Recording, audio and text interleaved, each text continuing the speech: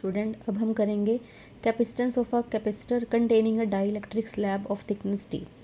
एक कैपेसिटर है, उसके अंदर हमने जो लास्ट हमने टॉपिक किया था उसमें क्या किया था, हमने पूरा मीडियम को डाइलेक्ट्रिक से भर दिया था। अब हमने कुछ मीडियम को कुछ हिस्से में एक स्लैब रख दिया और बाकी जो यहाँ है और यहाँ है वहाँ पे क्या है, एयर है, और इस एरिया में हमने एक टी थिकनेस की स्लैब रख दी।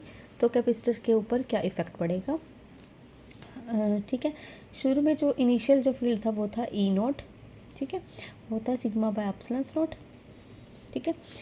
क्यू इसके ऊपर चार्ज था इनिशियली, इसके ऊपर माइनस क्यू चार्ज है, ठीक है।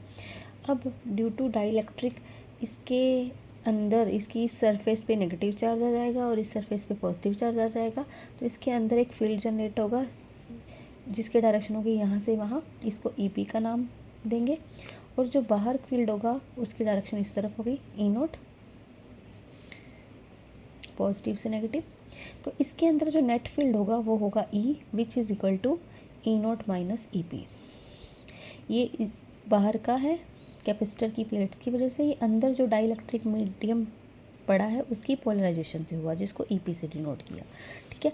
अब हमने लास्ट देखा था कि जो ई होता है वो कितना होता है, ई नोट बाई के, कि जब हम डाइलेक्ट्रिक मीडियम रखते हैं तो फील्ड मेरा रिड्यूस हो जाता है, ठीक है।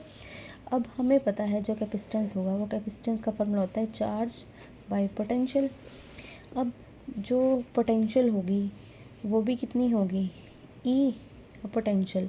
अब पोटेंशियल कितनी होगी, ई इंटू डिस्टेंस होती है, इलेक्ट्रिक फील्ड उस रीजन का और उस रीजन की डिस्टेंस। अब इस फील्ड में इस रीजन में इलेक्ट्रिक फील्ड अलग है, इस रीजन में अलग है, इस फील्ड में है ई, इस रीजन में ई, इस और इसमें है ई नोट, यहाँ भी ई नोट है, यहाँ भी ई नोट है। तो इस रीजन और इस रीजन की थिकनेस है टी, डी माइनस टी, ये पूरी डी है। इस रीजन और इस रीजन की थिकनेस क्या, इसको माइनस कर दो, प्लस इस रीजन में है ई टी, तो ये मेरा इलेक्ट्रिक फील्ड हो गया, ठीक है। अब हमने ई देखा है, ई इसके बराबर है, यहाँ वैल्यू निकाल डाल देते हैं, E naught D minus T plus E naught by K into T. तो यहाँ वैल्यू डालेंगे, सी की वैल्यू आ जाएगी क्यू ओवर वी की वैल्यू ई नोट कॉमन निकाल देते हैं, D minus T plus T by के।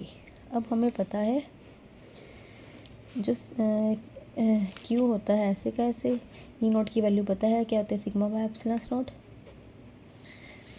D minus T plus T by के, ठीक है। तो सी इसकी वैल्यू होती है, जो सिग्मा होता है वो होता है charge by area. Surface charge density होती है, कैसे निकालते हैं, इस चार्ज को सरफेस एरिया से डिवाइड कर दो, तो क्यू होता है Q by area epsilon naught D minus T plus T by के, ठीक है। तो इससे ये कट जाएगा, तो हमारे पास जो सी आ जाएगा वो आ जाएगा A by epsilon naught D minus T plus T by K. तो ये हमारे पास जो कैपेसिटेंस इतना हो जाएगा। तो मेरा जो सी निकल गया वो इतना epsilon not A D minus T plus T by के। सी यहाँ से डी कॉमन निकाल लें तो आ जाएगा 1 minus T by D plus T by D के। तो ये शुरू का था, तो इसको लिखते हैं C naught 1 minus T by D plus T by T K. अब आप बताओ जो कैपेसिटर है वो शुरू वाले कैपेसिटर से कम हुआ या ज़्यादा हुआ। जब किसी फैक्टर को हम डिवाइड करते हैं तो ऑब्वियसली कम आता है, पर जो ये टर्म है 1 से छोटी है, क्योंकि 1 में से माइनस हो रहा है, तो ये जो सारी टर्म है 1 से छोटी है। जब किसी क्वांटिटी को 1 से कम की रकम से डिवाइड करते हैं तो वो वैल्यू बढ़ जाती है। तो ये सी नोट है वो बड़ा होगा सी से, यानी कि कैपेसिटेंस जो सी होगा वो सी नोट से बड़ा होगा। ये जो वैल्यू होगी, ये वाली जो वैल्यू होगी इससे बड़ी होगी सी नोट से, ठीक है। तो जो कैपेसिटर ये आया है, सी आया है, ये सी नोट से बड़ा होगा, क्योंकि ये जो वैल्यू है वो बढ़ गई है डिवाइड करने से। सी नोट नीचे वो जो वैल्यू है 1 से कम है तो ये बढ़ जाएगी। तो इस किसका मतलब, स्लैब रखने से जो कैपेसिटेंस है